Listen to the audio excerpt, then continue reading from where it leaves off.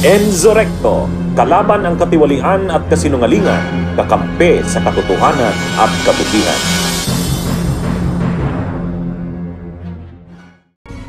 Naipasa na ba ng House of Representatives ang lahat ng priority measures ng administrasyon ni Pangulong Ferdinand Marcos Jr.?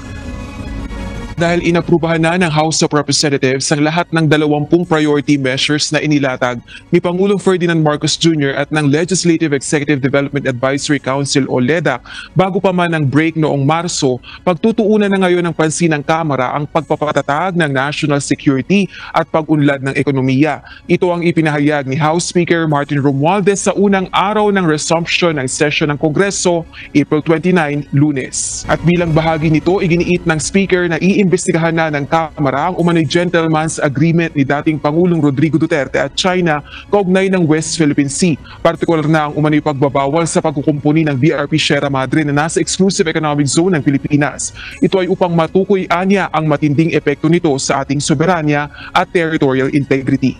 President and China on the non-supply of the BRP Sierra Madre grounded in Ayungin Shoal in the West Philippine Sea is tantamount to the surrender of our country's sovereign rights over our exclusive economic zone. Sa press conference naman, ipinahayag ng House Leader na iimbitahan ng Kamara ang mga top officials ng dating Administrasyong Duterte. 2 resolusyon ang inihain dito upang imbestigahan ang umano'y kasunduan. Ang isa, inihain ng mga kabayang block lawmakers at ang isa naman, inihain ni Zambales 1st District Representative Jefferson Conghun, House Assistant Majority Leader. Sisimula na ng House of Representatives ang investigasyon nito ukol sa umano'y Gentleman's Agreement sa West Philippine Sea o WPS sa pagitan ni na dating Pangulong Rodrigo Duterte at China sa ilalim ng nakaraang administrasyon. Sa pagbabalik sesyon ng Kamara kahapon, April 29, iginiit ni House Speaker Martin Romualdez na pagtutuunan na ng pansin ang mababang kapulungan ang investigasyon ukol sa usapin para malaman ang matinding epekto nito sa soberenya at territorial integrity ng bansa. Naghain na ang 2 magkahiwalayin na resolusyon, ang Makabayan, Black Lawmakers at si House Assistant Majority Leader at Zambales 1st District Representative Jefferson Conghun para imbestigahan ang umano'y kasunduan. The so-called gentleman's agreement between the former president and China on the non-supply of the BRP Sierra Madre grounded in Ayungin Shoal in the West Philippine Sea is tantamount to the surrender of our country's sovereign rights over our exclusive economic zone. Bilang bahagi ng oversight function ng House of Representatives kaugnay ng pagpapatatag sa seguridad ng bansa, binigyan na ng go signal ni Speaker Martin Romualdez na imbestigahan ang umano'y gentleman's agreement ni dating Pangulong Rodrigo Duterte sa China kaugnay ng West Philippine Sea. Partikular na ang umano'y pagbabawal ng pagkumpuni at pagdadala ng supply sa BRP Sierra Madre na nasa Ayungin Shoal na bahagi ng exclusive economic zone ng Pilipinas. Ito ay upang matukoy anya ang kompromiso nito sa ating soberanya at territorial integrity. Inihayag ito ng liderato ng Kamara sa pagbabalik sesyon nito kahapon, araw ng Lunes, April 29. The so-called gentleman's agreement between the former president and China on the non-supply of the BRP Sierra Madre grounded in Ayungin Shoal in the West Philippine Sea is tantamount to the surrender of our country's sovereign rights over our exclusive economic zone. Sa press conference naman, ipinahayag ng House Leader na iimbitahan nito sa pagdinig ang top officials ng dating Administrasyong Duterte. We can start out with the past officials kasi sila din ang dapat ang nag-execute kung may agreement, di dapat siguro yung foreign affairs nila, yung executive secretary, kung may EO, di ba? At saka yung mga nagsalita na meron. Pero yung iba, meron din isang press secretary nagsalita na meron. Yung isa naman, wala naman daw. So ano ba talaga? Nabubudol-budol na naman. Planong isagawa ang pagdinig bago pa ang sine-die adjournment o pagtatapos ng sesyon.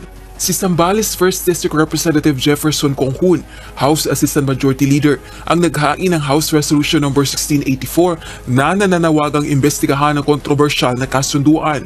Yung hearing tungkol sa gentleman's agreement between China and supposedly former President Duterte, may schedule po ba yun before session adjourns? Yes, we have already, discussed this amongst the House leadership and with the committee chairman involved. So we'll try to ferret out the truth kung ano ba talaga kasi as our president said, he was horrified. So are we kasi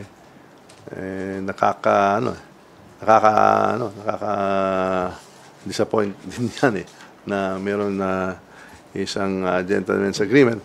Although may nagsasabi meron sinasabi wala. So dapat malaman natin ano ba talaga at ano ba talaga ang kasunduan noon kasi yun po ang in-invoke ng China ngayon. So legally speaking, if you ask me as a lawyer, that has no force and effect. However, it has created this row. Diba? Nagkaroon itong issue. So, we have to ferret out the truth. Dapat malaman natin ano talaga nangyayari para hindi maulit-uli kasi hindi tama. Diba? When there are international agreements, they have to be documented and they have been to be known in the public. Kung may treaty, kailangan ma-ratify pa yan. Kung EO yan, dapat napirma yan ng presidente, may documentation. Ini-invoke yan ng mga kaibigan natin sa China, wala man nating alam dyan. So, we want to ferret out the truth so hindi maulit na naman ito. Sir, just to follow up, sino-sino mga officials kaya yung maiimbita? Past officials of the past officials. Yes. Up to President Duterte, possible, sir? We can start out with the past officials kasi sila din ang dapat ang nag-execute kung may agreement, di dapat siguro yung foreign affairs nila, yung executive secretary, kung may EO, di ba? At saka yung mga nagsalita na meron. Pero yung iba, meron din isang press secretary nagsalita na meron. Yung isa naman, wala naman daw. So, ano ba talaga? Nabubudol-budol na lang. Binudol na nga nila yung China. Ngayon, nagbubudulan sila dyan sa loob ng dating kabinete. Yeah. Bunyog, bunyog, halikan na kasama ka. Bunyog, kapag buklod ay may pag-asa. Luzon, Visayas, Mindanao, isa ang pananaw. Sa bagong Pilipinas ang bunyog isisigaw. Bunyog.